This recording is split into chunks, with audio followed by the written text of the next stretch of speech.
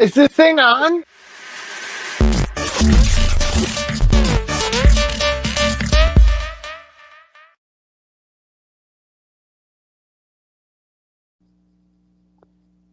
You did.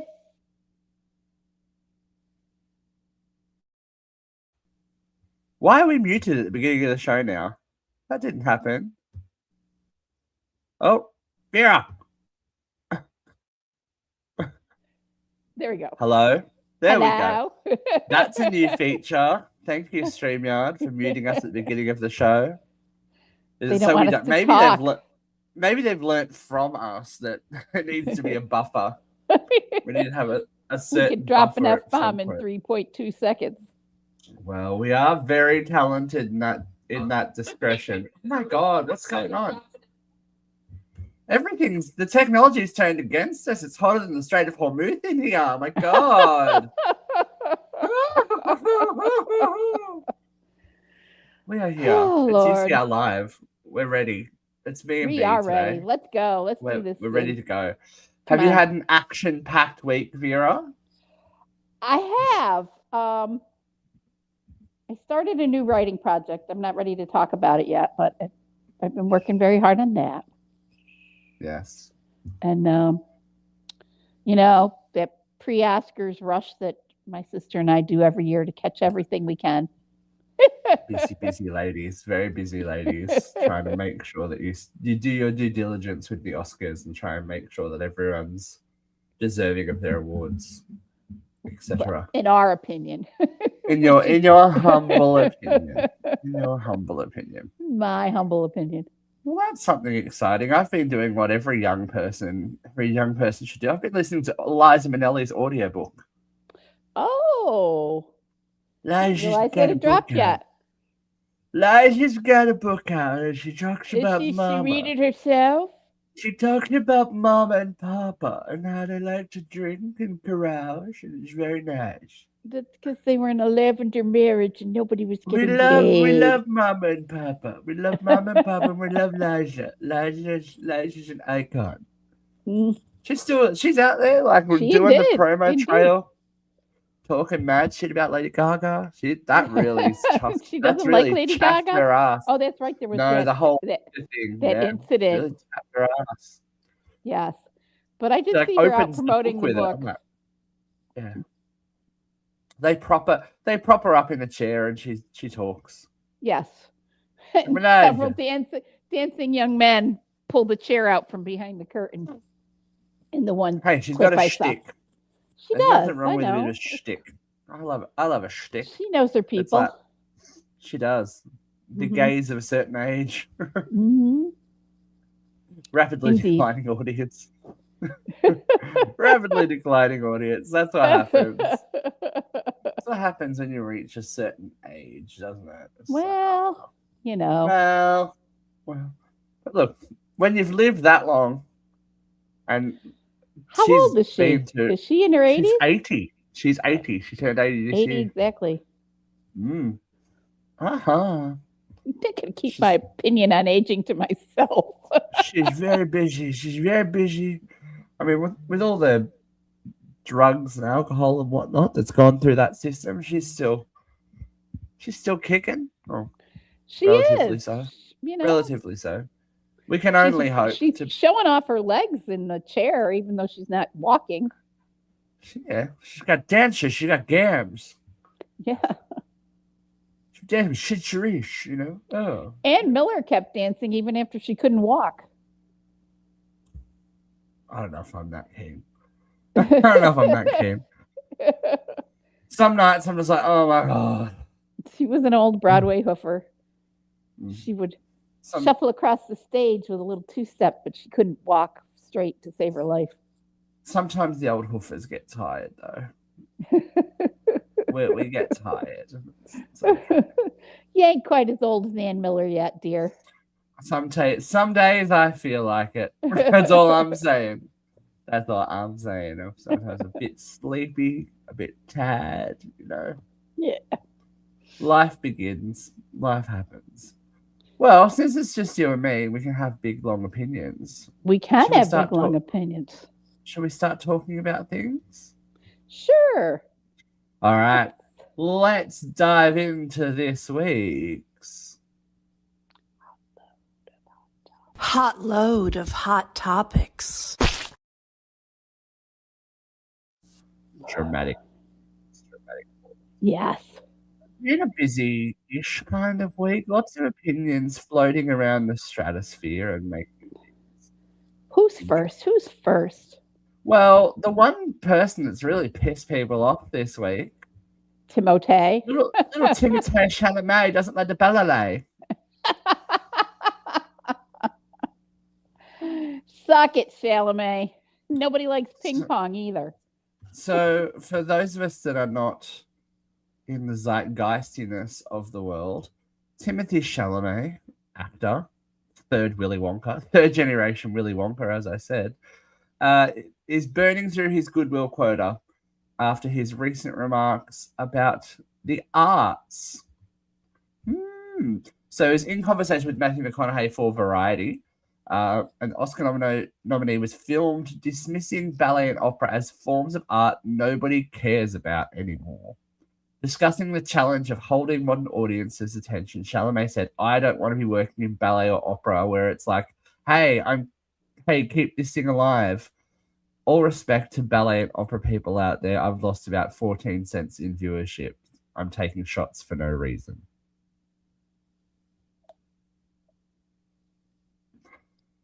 Look, he's lost my respect. Joke, I get it. A joke, I get it. The problem comes when it's a little bit more telling that his sister, mother, and grandmother were all professional ballet dancers, and he trained at a very prestigious performing arts school. I've always thought this guy was a fucking douchebag, but he kind of proves it. You would think he would understand that all performance comes from the same place. I think he's one of those ones though that is like, oh, my art. He's made a movie about ping pong. Yeah. And he has the nerve to save the world. Relevance of art forms. When has ping pong been relevant in the 21st century? Mm-hmm. Well, he thinks it is, and I don't even think it's still an Olympic sport. But I just think he's like that worst kind of, you know what it's like. You've been in the theater. He's a capital A actor that thinks his art is going to like change the world, save lives, move the nation, etc., etc. It's like, dude, you're a fucking douchebag. You know what? I got to tell you, some of the things that I've learned being on stage is humility. You know, taking off your skin and stepping into somebody else's skin helps you learn that the world is full of different people and your lived experience isn't always relevant. And I don't think he's learned any of those lessons. Well, there's the comment section has been going off. There's been arguments left, right, and center in the comment section. But one of them says, "You've got to feel for the boy. He's ingesting so many microplastics now that he's dating a Kardashian." Oh my God. Which, yeah, people be funny. But I think he's reached that point where they disappear up their own ass. It's just like, oh, okay. But I mean, as I said, you were the third Willy Wonka. Calm down. His film "Call Me by Your Name" was based on a poem. You know, if you can't extrapolate that poetry and lived experience and art and ballet and opera and movies and television is all part of that same expression, then you have gravely disappointed me. It does surprise me that Jamie Lee Curtis, backed him up. Did she? I didn't catch that. It was just a silly comment, blah, blah, blah. I'm like, oh, Jamie Lee's usually the one to go for the jugular when something like this happens. Yeah. And she's an old Hollywood folk. I wonder what Liza would think, you know? Nathan Lane didn't hold back. No, what did Nathan Lane have to say? Nathan Lane called it kaleidoscopically stupid, I believe. Mm-hmm. You know? Well, there's been discussed that Matthew McConaughey and Timothy Chalamet were not actually the Federal Brain Trust on arts. Yeah, I have a little... It's kind of like the inside the actor studio thing. Yes, sometimes it's interesting, but it's like ego stroking. Yeah. 101 is, oh, you're fabulous. Let me tell you why I think you're fabulous. And you can tell me why I think I'm fabulous. And we can all just like circle jerk of greatness together. Well, I do wonder if there was some smoke involved before the interview. Was he trying to prove something to McConaughey? Was he starstruck? That he's cool. Yeah, like it feels like an edgy comment that kind of just did not land. And if I was a female member of his family, it kind of speaks of a little bit of misogyny too. Oh, like absolutely. All of that work. His form more valid than their form, kind of. Yeah, my art form's better because I talk to people in the dark. Let's not really examine how well the movies are doing at the moment either, Timmy, because you could be doing a career change very soon. Mm-hmm. Like the cinema is not what it once was. So well, the voting deadline. Neither is the arts. The voting deadline for the Oscars hasn't passed. So there are people out there who have not cast their ballot who he's probably pissed off.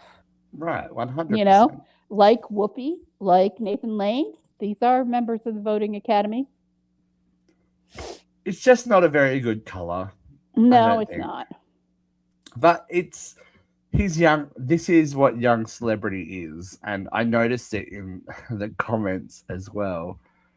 It's kind of what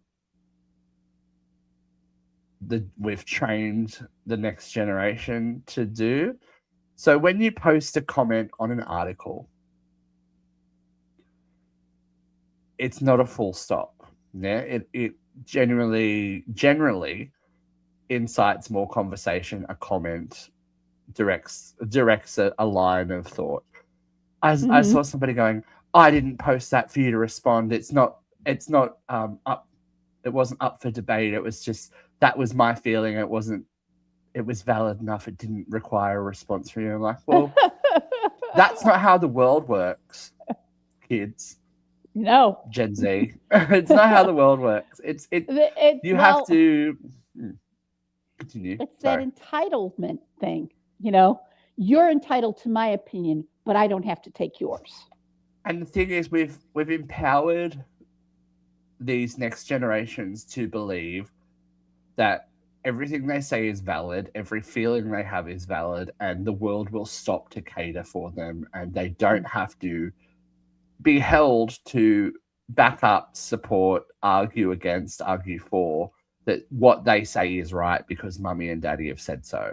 Right. And that's the energy they take into the world. And that I see it every day.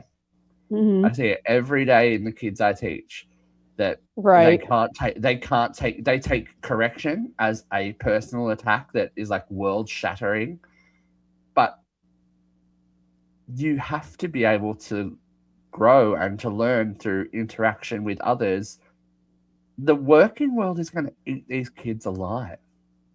Yeah, they got away. I think everyone got away with it because of the COVID lockdown, you know. Yep. We were all allowed to recess into our bubbles, and I think it's done more harm than good for socialization. I'm inclined to agree. And because maturity. We have an immature generation of adults.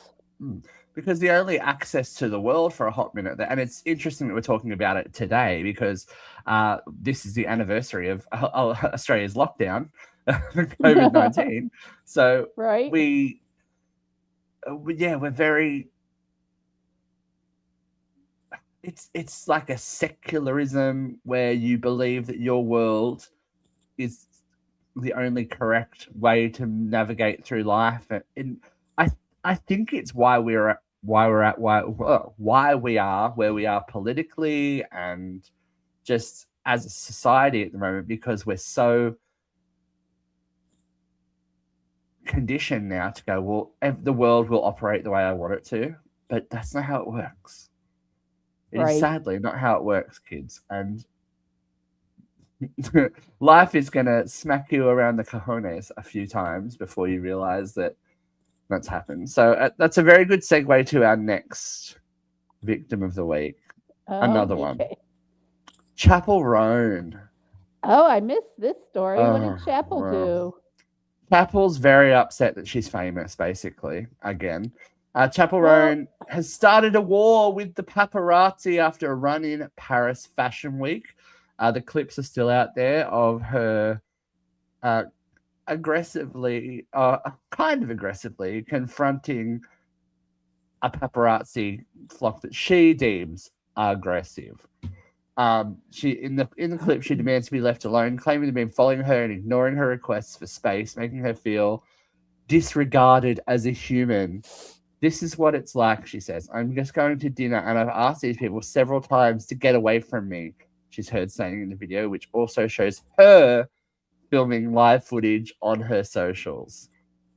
These are all people who are completely disregarding of my boundaries. So all of you, I'm asking you kindly, please leave me alone and stop following me, harassing me. She's basically grandstanding in front of the camera. Right. Public sympathy did shift, though, because she is berating these people, and what appears to be a persistent fan of hers that has been asking for an autograph, and then she accuses him of being the worst of the lot.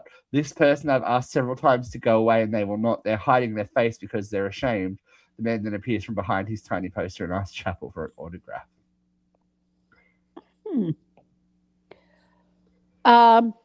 She doesn't have to go to Paris Fashion Week. It's not a mandatory attend. Yeah.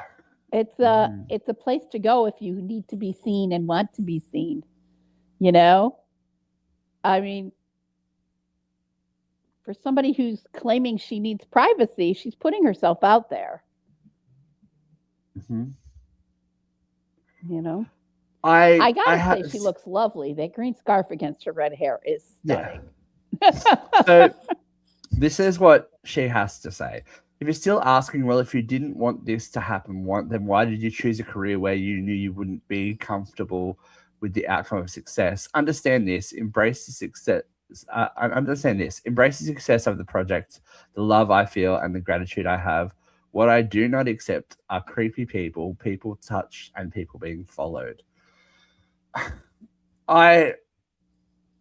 There is, and we've talked about it multiple times on this show, and with Katrina and with celebrity guests and people of notoriety, there is a certain agreement, I guess, that happens when you step into the world of fame. You put yourself forward to be a public face, right. And that public face, like it or not, comes with people's opinions of you. And the more that you court that attention, the more you get paparazzi and all that kind of stuff seeking you out. And then go put yourself in a space that you know celebrities attend and the paparazzi will be there. You're fueling the flames of the fire. And I'm sure it must feel intrusive. I've never been there. I relish my obscurity. But she's not the one getting hounded the worst. Think about other celebs who are getting mobbed daily. You're not Taylor Swift, doll. You're not Taylor Swift. You're not Taylor Swift. You're not Britney Spears. You're not. Right. You've had one hugely successful era. And my argument for her is, if this isn't what she wanted, then she should have just stayed a songwriter. Those songs are good songs, no matter who sings them. Someone else could have sung them, and you could have languished in obscurity. If this isn't what she wanted, then she shouldn't be at Paris Fashion Week. All right, You can have that kind of celebrity and stay home. I'm sure she has a very lovely home. She can I'm sure still she does. tour and I'm she can sure. still write her music. She knows if you go to Paris Fashion Week, you know that the press is there. You And that the know, fans have paid for all that because right? they're Yeah, buying into you and your brand, and they're trying to yeah. support you, You know, etc., etc. and I, I have sympathy for celebrities whose privacy is completely obliterated at a certain point in their careers. But there are places that those celebrities avoid when they don't But want the press around them. I saw a clip of Lady Gaga saying the people and I think it was a little bit of an older clip, saying the people that are complaining that they can't go out just maybe need to spend their money on better security. There was Right? didn't look like she had anyone there with her. It did not look like she had If she anyone there. feels It didn't that look like she hunted, needed anyone there. She did not appear no, to it be wasn't. mobbed. There I was mean, not a mob of people there. I'm not trying to diminish her feelings. You know, No, neither like am I. said, But there comes a point where you poke the bear that many. It's like messing with a cat. You know, you're gonna poke yeah, it, you're gonna poke it, you're gonna pull its tail. Of course, it's gonna swipe at you, and then you can't complain about it when it happens. yeah. But She's not Princess Di. She is not getting no, mobbed. There are not no, you're not dying. You're not. Yeah, you're not paparazzi dying in a all tunnel. over. That picture had street visible, cars visible, walls visible. When Princess Di exited a building, there was nothing but cameras. You saw nothing but flash bulbs and her trying to get from building to car, or Right. it's she's not at that level of mobbing.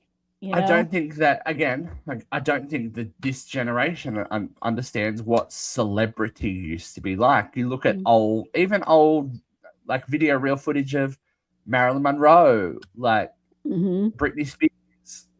They could not go anywhere. Like there's that famous footage of Marilyn leaving the hospital after she'd had a miscarriage, where she's like visibly weeping, right, and not well, and she was being asked for comments and all this kind of stuff. Yes, intrusive. Yes, unwanted. But it's also in the way that you react to it as well. Right. When you react, like when you retaliate and you play the game, that's what they want sometimes as well. Yeah, I think they are hoping for you to be get belligerent. Yeah, they want that. That's what sells, and there is no magazine anymore, so it just goes straight online. But yeah, don't play the game if you don't want to get played. Is my vibe with her, and it's coming out that she might not be the nicest person in the world anyway. But again, yeah, I had heard that too. Who says that celebrities have to be nice people? No. That's that's another argument, but Mm-hmm. you can't cry wolf too many times without people going, "Are you fucking serious?" Because that's how I feel about it. Right. Speaking of, are you fucking serious? Harvey Weinstein wants us to feel sorry for him now. Harvey Weinstein has spoken to the Hollywood Reporter for the first time since his arrest and eventual incarceration. But it's what he said that is the troubling thing. So he's currently undergoing his 16-year sentence following a 2022 California rape conviction. This is what he has to say. Did I make a pass at some of these women unsuccessfully? Did I overplay my hand? Yes.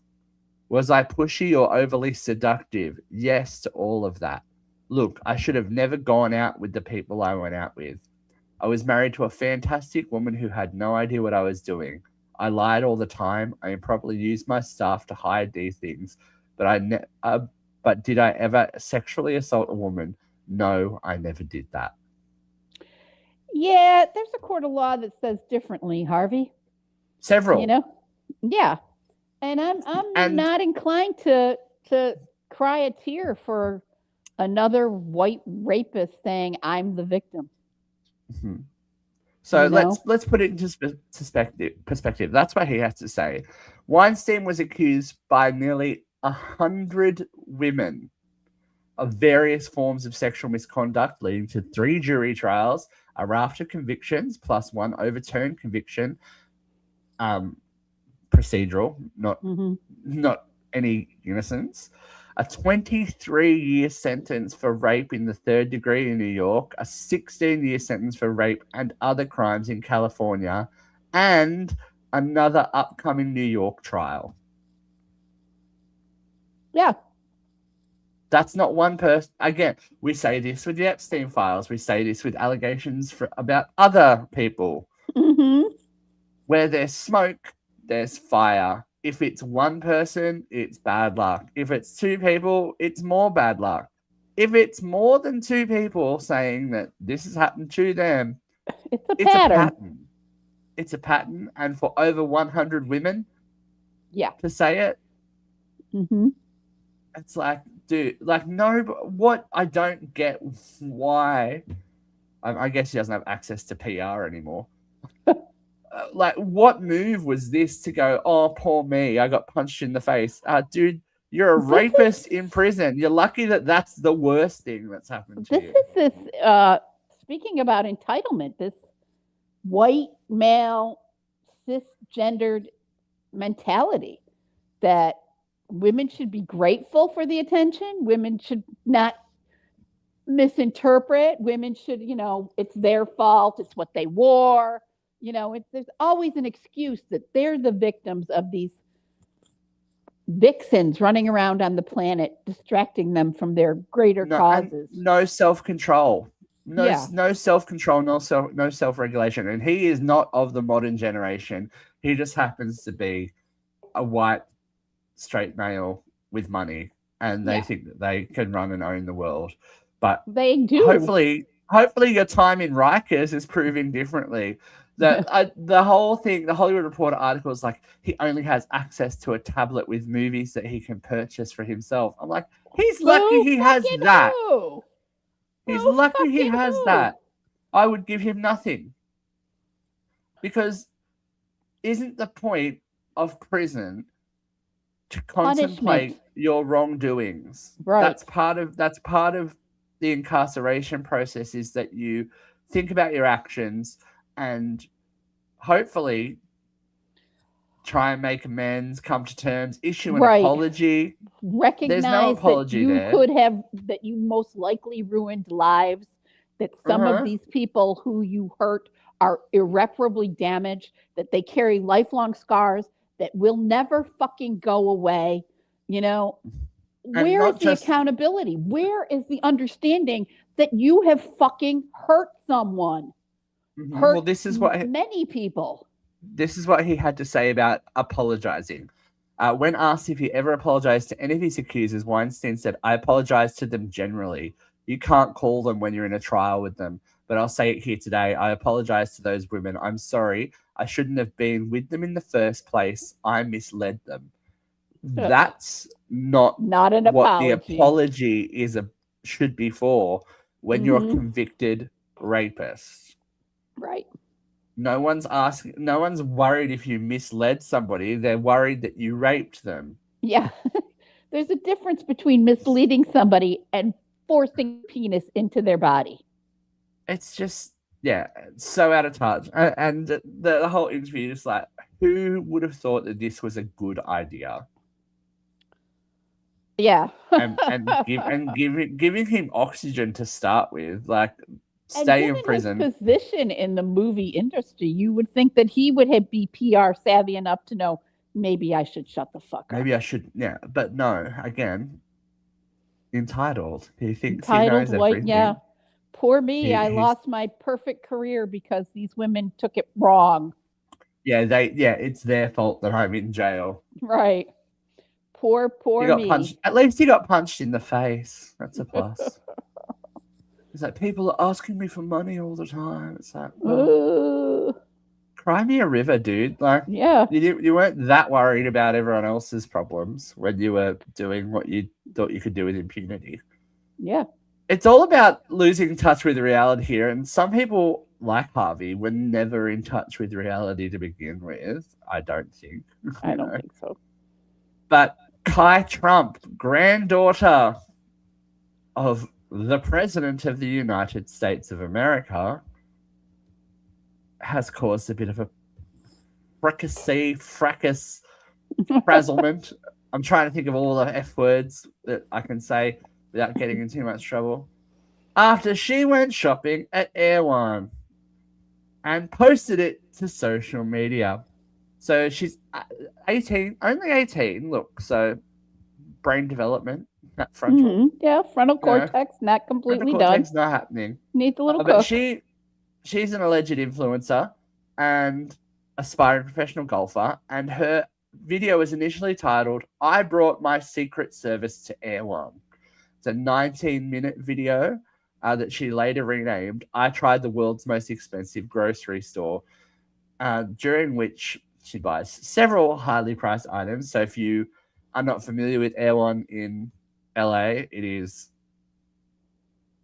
the elite shopping mall, I guess, for food, grocery store, not shopping mall. The elite grocery store where everything costs triple from what it should. And she made a joke about her haul sending her bankrupt. Now, at a time where there are tens of millions of Americans living in a cost of living crisis, war, shortages of fuel, all that kind of thing. Trying to make the desperate choice of whether buying gas to get to work or groceries for their family. Obviously out of touch, right? Obviously out of touch. On the other hand, her money, her business, what she spends her money on, but to post it on social media is the issue, right? Well, I mean, the comment, she can post it on social media. She can buy a $30 milkshake if she wants to, and she can post it on social media. But it's going to make me broke. Ha, ha, ha. Out of touch. And for someone who probably will never know what it's like to work, Yeah. A 9 to 5, sweep floors, pick up crap, look after other people. It just doesn't view well, I think. But again, and this is something that we have also talked about on this show, kids these days that have grown up with social media don't understand the ramifications of what they're doing. It's something that the more that I experience, they should have some kind of social media interaction class at school. Yeah. It should be some kind of mandatory thing where they understand the pressures of what and the ramifications of what they do when they post something that they can't necessarily always take back. Right. Because for Kai Trump, okay, this might not mean a lot, but for kids that go out and do something stupid and post it on Instagram or Snapchat, there is now a paper trail. There is evidence for a court of law. There is all this stuff that will go back and affect you in the long run when you look for a job. People Google you now. Yeah. For certain positions, they ask for your social media. They want to see what you're putting out into the world before you represent them as a company. And when that happens, they will cry, "Poor me. I was expressing my points of view and everyone else's fault that this has happened." But it isn't. It's your fault because you don't understand the weapon with which you're playing with. And there's plenty of adults who don't. Hey. There are plenty, but to me, it's kind of like the analogy of a loaded gun. Yeah, you don't hand anyone a loaded gun and expect it not to go off. But if the gun isn't loaded, it's a lot less dangerous. Right. There's the potential for danger, but you're not going, go wave this around and see what happens. Right. Thank God, and we think about this a lot. I grew up in a time, my misspent youth was misspent in a time before social media was all dominating, and we still had to wait for photographs to be developed and all that kind. There was no instantaneous posting of things. Well, I'm sure that there's more than one security camera in the world that caught me doing something I shouldn't have done. But fortunately, I was never, ever doing anything crazy enough to get me in trouble. 100%. Oh, you're in the crazy thunder, lightning, snowstorm too, Lashana. That's no good. Vera's suffering through it at the moment as well. It was 70 yesterday. It's 30 today. And snowing. Ugh. But it's generational understanding, I think, that these kids can't have. But is that not our job as the older generations to educate and inform them that this new weapon that we have that is called social media can be used for great good, but it can also have negative effects. I just don't think that there's enough education, same on the East Coast. Global warming's not real though, remember? It's not happening. It's not happening. We're all imagining it. Yep. So that kind of leads me to my next hullabaloo topic of this week. Now, Vera, did you catch the comment section about the reaction to Scary Movie 6? No, I saw that Okay. and I didn't get back to it. We're popping off on social media about Scary Movie 6. There are some very differing opinions about the upcoming parody movie that are, again, causing a big conversation about generations and what is funny and what is not. The trailer is only recently dropped, and there was a little fluffle of furor about the content of the movie, saying that the humor is dated, reductive, transphobic, X, Y, and Z, and that theaters shouldn't be showing it. How dare they? Etc. Etc. We have had this talk on Assigned Seating about judging a text for where it is, in the scheme of history and what the attitudes of the time are. I think with comedy, we are in a different sphere as well. My feeling, and I don't know if people agree, but the average adult human has free choice. Yeah. Has free will. If you don't want to ingest, imbibe, experience this your humor, money, your body, your time, don't go to the theater. No one is forcing you to buy a ticket and sit down and watch Scary Movie 6. And also, comedy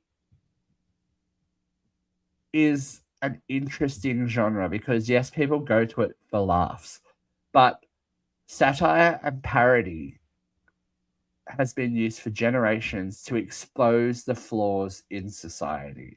It's holding a mirror up to the society and going, is this really what we think of ourselves? Is this really how we act and how we see and how we react to things? right? And I think in this day and age, where we are so social media literate and savvy, and people know that if they want to kick off an outrage, they can, is this not what they want? Like the makers of the movie are trying to show you that jokes like this are jokes, and the reason they get bigger is because people sometimes have sometimes things can be offensive, but sometimes it's performative outrage. Yeah, I agree. And I feel very strongly that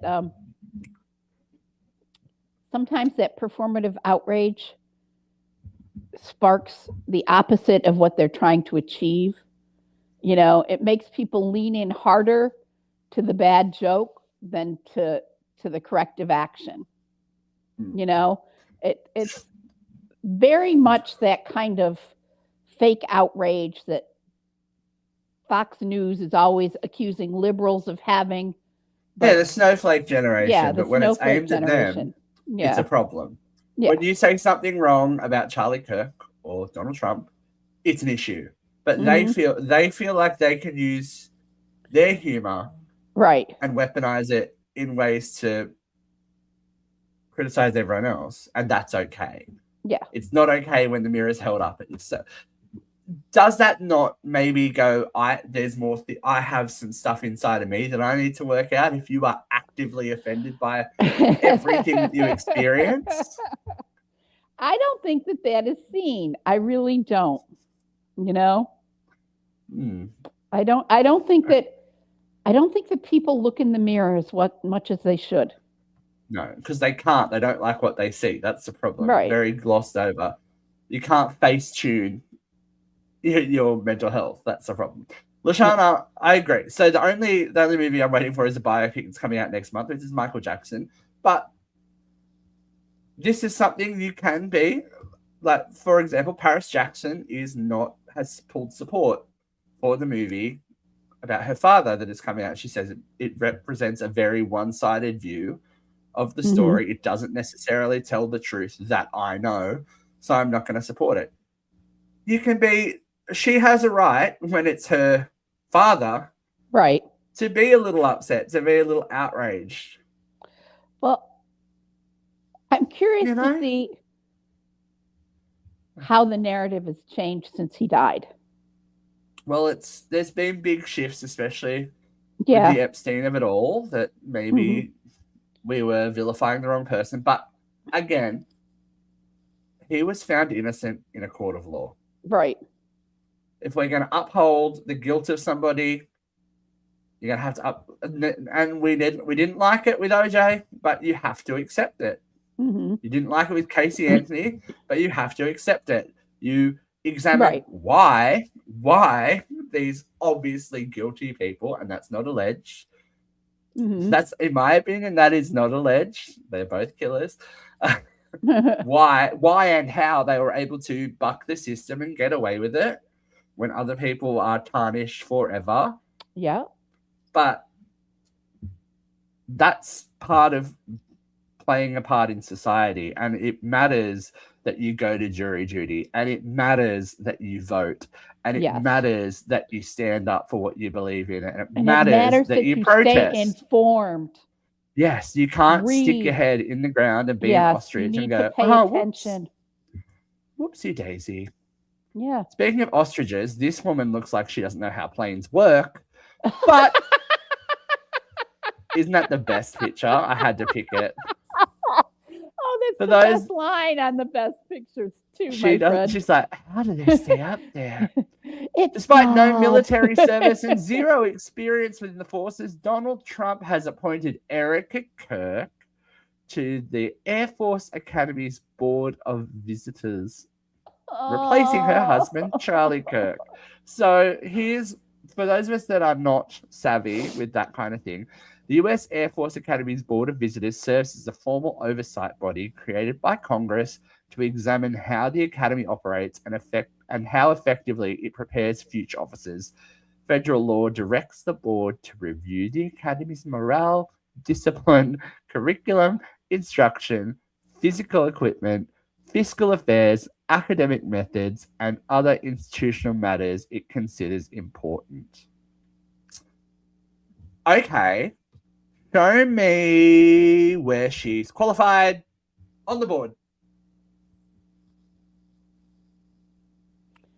She's another Trump blonde. He is so much like Alfred Hitchcock. He's got a thing with blonde women. Absolutely. But he also, there's this underlying incompetence. They don't fucking know what they don't know. They assume that they're capable of doing anything. You know, she has the hubris to think that she can. Though.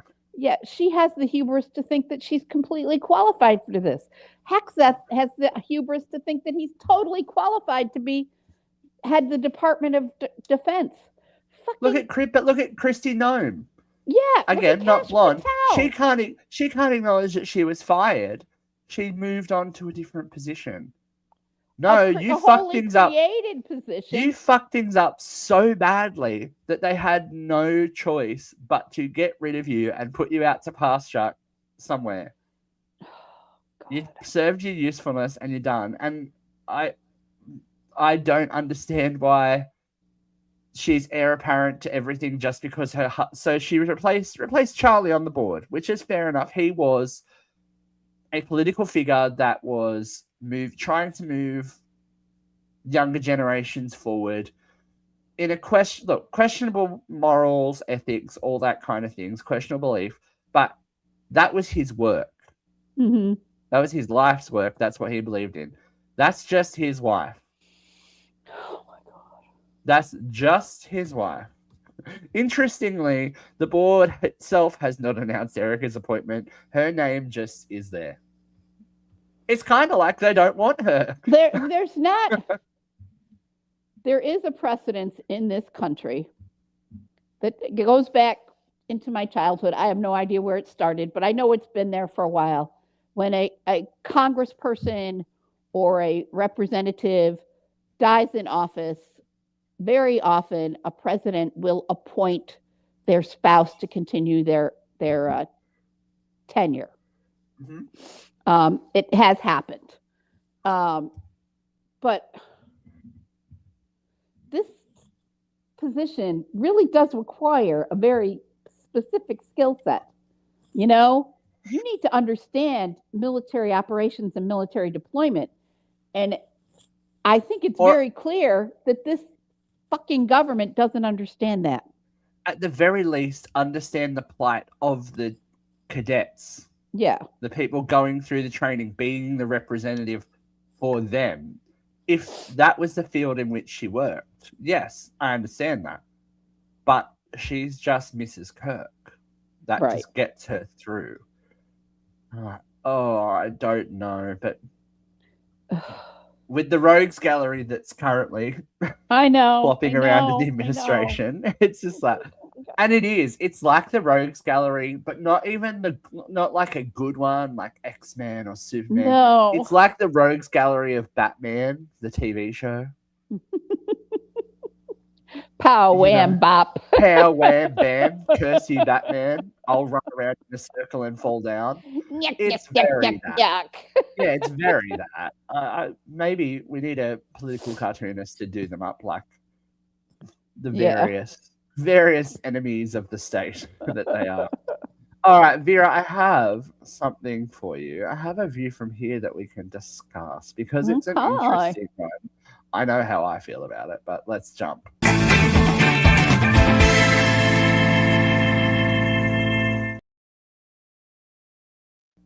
Now, we are all familiar with, I don't know, I can't even estimate the wealth of Mr. Beast at the moment, but Mr. Beast is back at it with another challenge / social experiment of his own. This one is interesting in more ways than one. Well, actually, probably 5 ways.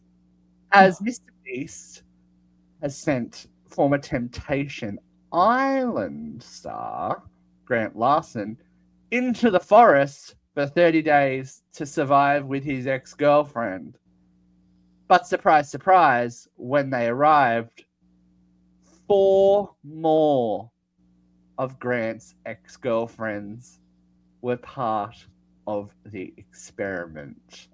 Whoever remains in the camp after 30 days gets a share of $250,000.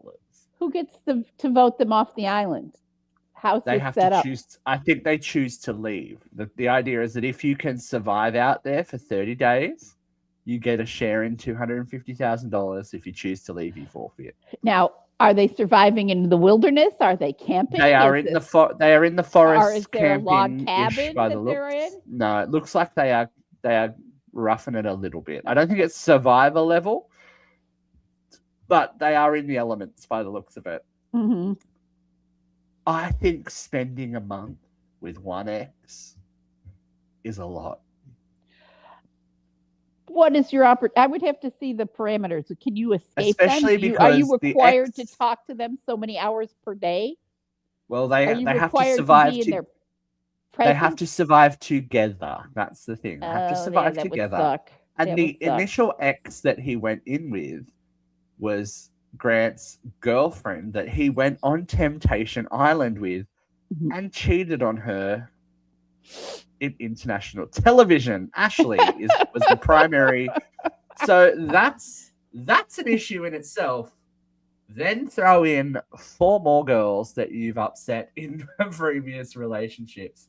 I can't imagine anything worse. And only $250,000, and you don't get all of it. No. What happens if he's the first to leave?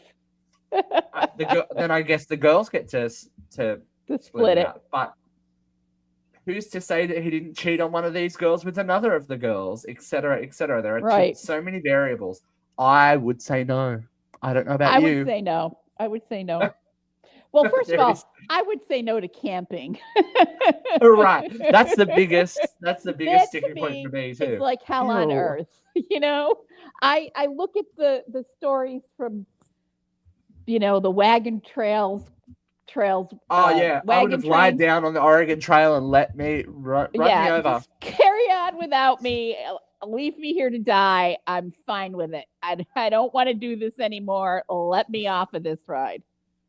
Nobody's trying to survive like bear attacks, hunger, cold, ripped off limbs. Like, just leave me here. Yeah, just leave me. I'm good. Dysentery. I don't want. I don't need to see Oregon. I don't need to. I do not need to manifest destiny. I need to manifest my comfort. Yeah, bitch.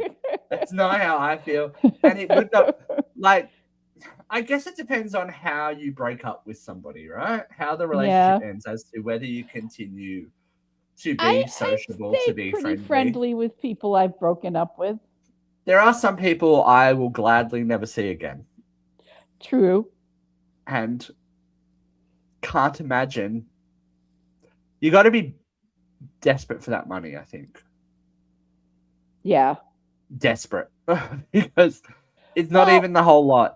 And if 5 of them are splitting $250,000, well, 6 of them, 6 of them technically. Yeah, that's not even like a year's salary for me. That's not a lot of money.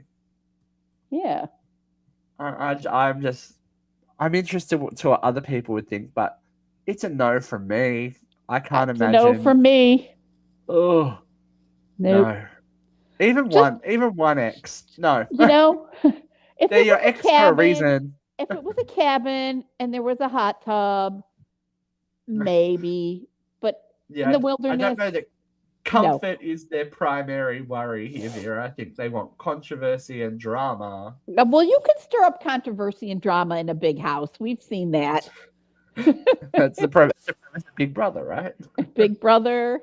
Isn't it the premise of several Housewives of the Rich Beverly Hills, all that Beverly Hills Housewives, isn't it the premise of a lot of these shows? But yeah, I don't know. I think it takes a better person than me. I like my quiet time, and just again the performative outrage and self-victimization. I couldn't deal with it. I don't think I would be down to spend that much time with it. Nope. Christopher, hey, for $1 million with no camera, I might consider it. 100%. I feel like for Mr. Beast, who gives away so much money, that's a low pot. That's a low pot. That's a low pot. That's a low pot. Yeah. I don't know, Mr. Beast. I think you're shortchanging people there. I do have a double one for this as well. What he thinks it's worth to the population, who's going to be drawn into this show. Mm-hmm. So quickly, I did a little story on a Missouri grandmother who is attempting to get a law passed in honor of her grandson. So the law that she is trying to get passed is called Bentley's Law, and obviously named after her grandson, advocating that drunk drivers who cause death of a parent to pay child support to the surviving children. The measure was named after her grandsons Bentley and Mason, whose parents and baby sibling died in a drunk driving crash in 2021. What do you think? I'm not opposed to this.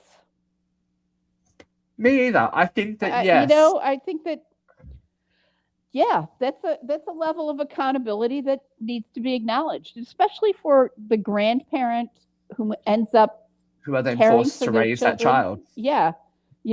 With, at the end of their life when their income ability is going down, and health issues, vitality. What if this kid needs to go to college? What if this kid wants to play a sport? Do you know how much it costs to play a sport in this country? What if this kid has special needs? Yeah. That's a huge responsibility to assume. Dance. Who's going to pay for dance class? No. Exactly. I owe my parents 7 kidneys and a spleen. Yeah. I think, on the black market. Exactly. But there is, I think, an extra accountability to that as well. Drink driving is not an accident, no matter how much you misnomer it. Yeah. The people that get into a car under the influence of drugs and alcohol make that decision. Yep. No one's forcing them into the car. Yep. No one's doing anything to make them do it. They have been inundated with education about this matter from the time they are 5 freaking years old. So nobody it's isn't aware that you could kill somebody with a drunk driving. Again, to tie it back to gun ownership, there comes a certain responsibility when you own an automobile that can kill people. Yeah. In the wrong hands, like a gun, it's a weapon and should be treated as such. And I think the same should be any kind of violent crime that takes away a child's parents, then you should have to assume some kind of responsibility for it. I don't know that jail is enough sometimes because people, we saw it with Harvey Weinstein. There's no remorse there. None. He's just doing his time because he has to. And a lot of people that I'm sure I'm, glazing over it and making general, but I don't know that sometimes the punishment fits the crime. When these 2 little boys lost their entire family. Right. Who looks after them now? Right. And probably their standard of living, to go from they can't stay in the house that they grew up in. That means they change their friend group. It is a lifelong thing that changes because of somebody's split second decision. Will never have their parents. There won't be any wedding dances. There won't be any, graduation there will photos. Never be a daddy-daughter dinner. There'll never be a, fathers and son brunch, So I'm down with it. I think I'm okay with it. I am. If you're and it might make people actually do something while they're in prison if they're forced to work to earn money to then support these children who they've put in this position. Yeah. It gives reason and resonance to the punishment for the crime that they committed, in my opinion. Absolutely. Okay. Well, now that we're slightly steamed, should we reach boiling point? Steamed. I can get to boiling point from 0 here. 0 to bitch in 0.3 seconds. It's time for Vera Vest.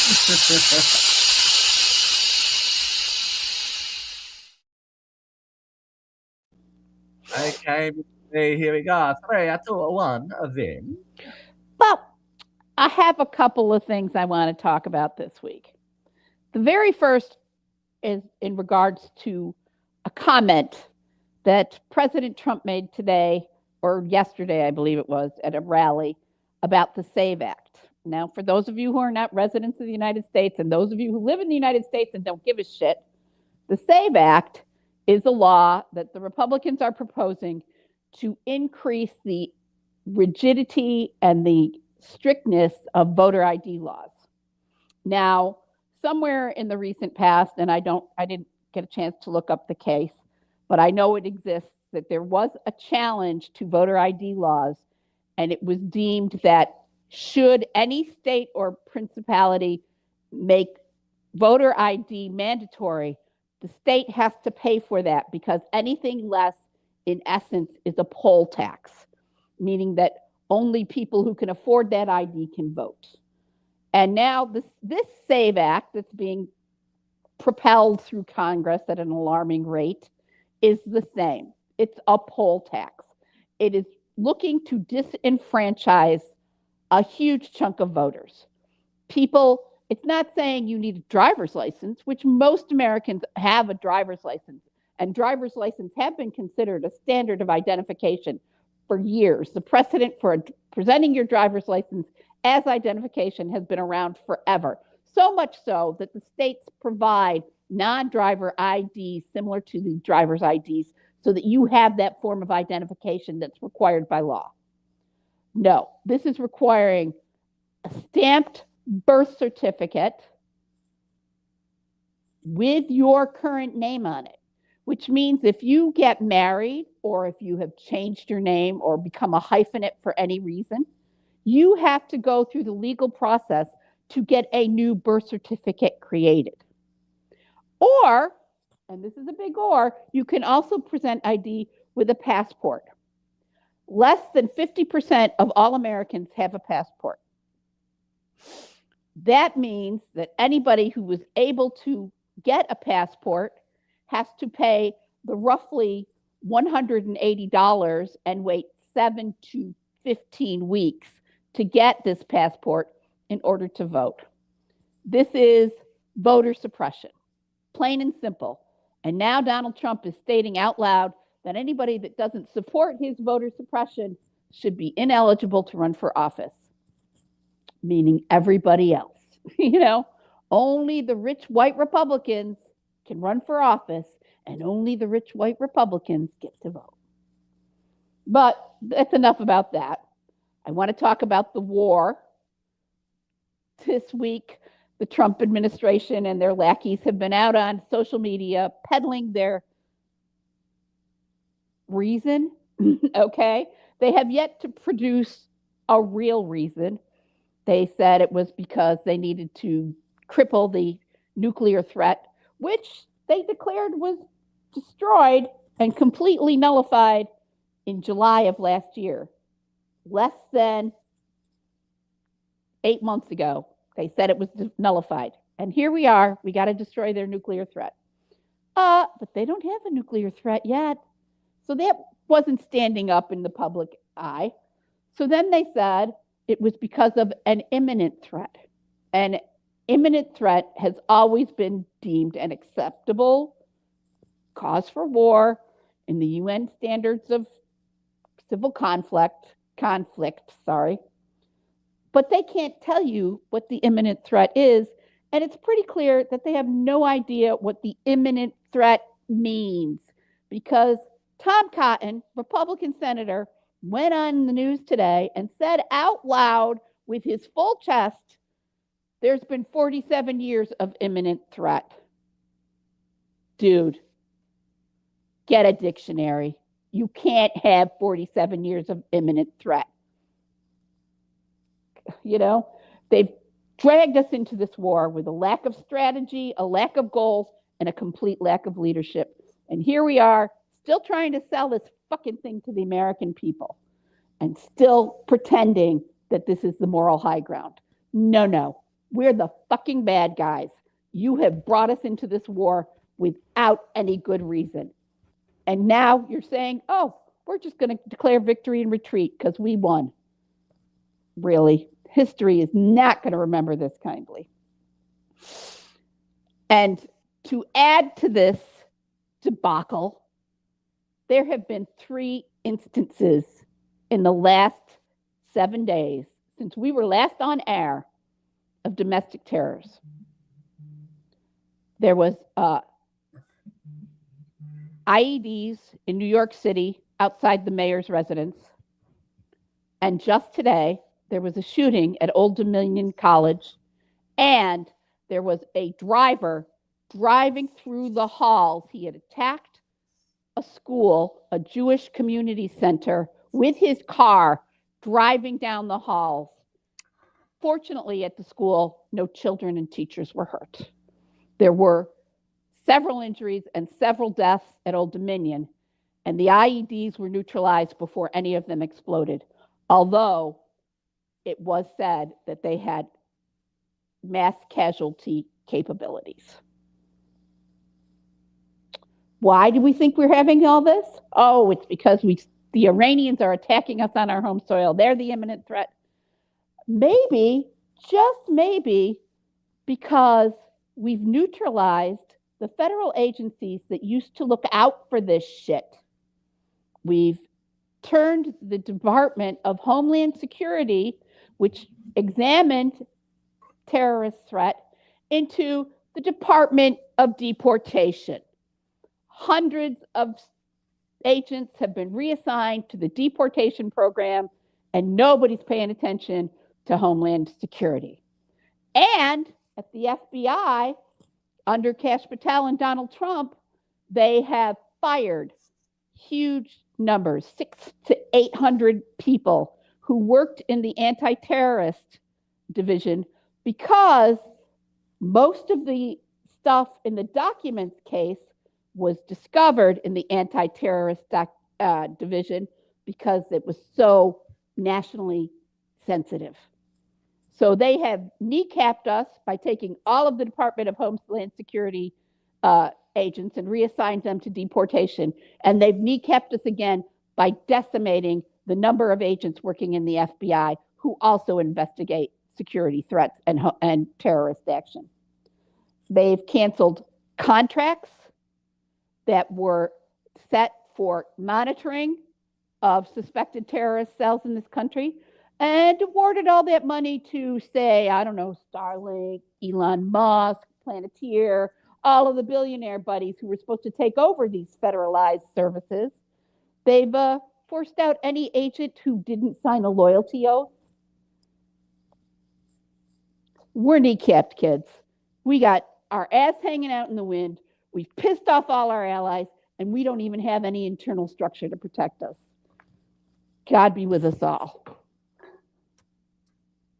And as the world keeps spinning ever faster and closer to doom, you can rely on UCR Live to be here to make fun of the whole thing. Because if we didn't do it, how would you make it to the weekend? Good point. Am I right, folks? You're right. Am I right?